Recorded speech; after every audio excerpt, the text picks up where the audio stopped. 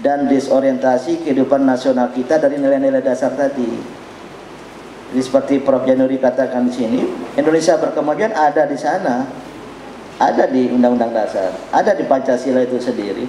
Namun ya, prakteknya kehidupan nasional kita tidak mengacu ke sana.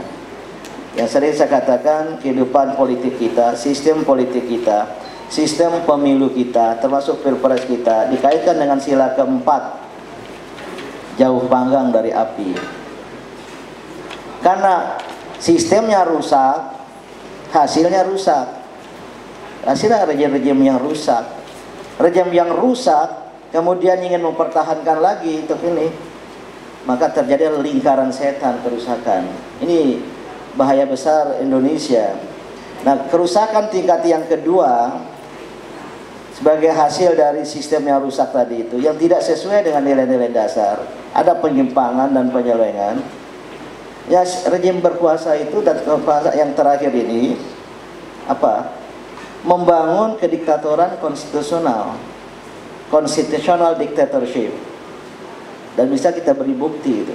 Prof. Saiful ini juga advokat untuk itu undang-undang, berbagai undang-undang, jangan bukan yang terakhir Omnibus Law, sebelumnya juga tentang Minerba, sebelumnya lagi tentang COVID. Dan kalau kita lihat semua undang-undang tentang COVID sekarang menjadi, dulu Perpu, sekarang menjadi Undang-Undang 02 tahun 20 itu mengambil fungsi utama DPR, yaitu budgeting, penganggaran. Yang biasanya dulu Presiden menyampaikan dalam pidato kenegaraan ada lampiran RAPBN, dibahas berbulan-bulan oleh DPR, ketok palu, itulah undang-undang APBN. Karena pada ini demokrasi, ditulis Pak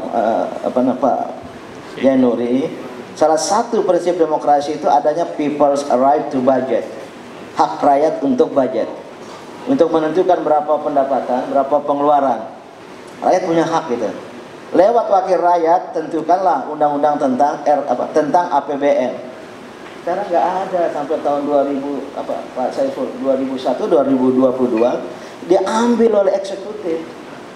DPR tidak lagi berbicara tentang itu. Nah, celakanya eksekutif rejim itu kemudian semau-maunya itu. Dalam rangka penanggulangan COVID katanya ada sampai 900 triliun. Dulu 405, ditambah jadi 900. Untuk penanggulangan COVID lewat Bankes hanya 87 triliun, 10%. Yang disetujui oleh Kementerian Keuangan 25,7%, 25,7 triliun. Buat apa mau menanggulangi COVID? Itu yang kita teriak. Kesehatan duluan, baru ekonomi. Kesehatan, baru ekonomi. Karena mayoritas dari alokasi anggaran yang ada itu untuk stimulus ekonomi, termasuk menutup kerugian BUMN yang terjadi sebelum COVID. Ini sebuah sebuah kejahatan, kalau boleh saya sebut ini. Dan bisa kita pertanggungjawabkan.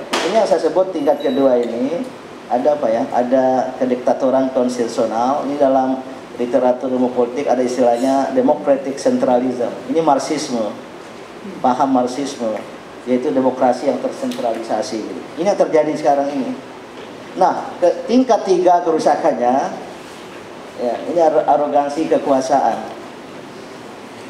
Coba lihat, untuk penundaan pilkada itu PP Muhammadiyah, PBNU, MUI, Komnas HAM, banyak lagi minta tunda. Biarkan anjing menggonggong, kafilah tetap berlalu. Omnibus Law sama, PP Muhammadiyah, PBNU segala macam gini-gini, supaya tunda atau supaya batalkan. Biarkan anjing menggonggong, kafilah tetap berlalu. Summum bukmun umyum fahum. Ini berbahaya. Akan segera saya akhiri, Mas Najib. Bagi saya membacanya ini sebuah kerusakan struktural yang akut. Ini kemungkaran yang sangat-sangat serius. Ini organized mungkarat yang berada pada tataran struktural dari kehidupan bersama. Maka amar ma'ruf nahi mungkarnya harus keras. Ya, amar ma'ruf nahi mungkarnya keras. Itu sudah keras pun masih seperti itu. Nah, Muhammadiyah yang selalu merujuk ke ayat 104 Ali Imran, itu ada amar ma'ruf nahi mungkar. Dan tadi Pak Haidar menyampaikan pada kita, ternyata ayat yang diajarkan Ahmad Dahlan lebih duluan itu Ali Imran 110. dengan Al-Asri, Al-Ma'un wal Asri. Tapi Ali Imran 110. 104 itu hanya dalam rangka meresmikan organisasi. Apa 110 itu? Kuntum khairu ummatin ukhrijat ta'muruna bil ma'ruf wa tanhauna, muncul lagi amar ma'ruf nahi munkar. Jadi mohon warga Muhammadiyah, ini suara seorang ketua ranting ini. 108 ini jangan ya kita senang-senang situasi kehidupan bersama ini pada skala nasional termasuk pada skala internasional global. Ini ada kerusakan ya. Dalam bahasa Inggrisnya accumulative global damages. Kerusakan dunia yang bersifat akumulatif karena sistem dunia yang rusak. Indonesia juga mengalami kerusakan seperti banyak yang tidak menyadari karena merasa ya fine-fine saja ya. Apalagi partai-partai politik ya sangat menikmati, tapi oligarki politik, oligarki ekonomi gitu. Maka 108 tahun Muhammadiyah ini justru menghadapi tantangan untuk mengencangkan gitu amar ma'ruf nahi munkar. Kalau Muhammadiyah tidak melaksanakannya, biarlah kami yang melaksanakan secara kolektif sebagai rekan moral. Wassalamualaikum warahmatullahi wabarakatuh.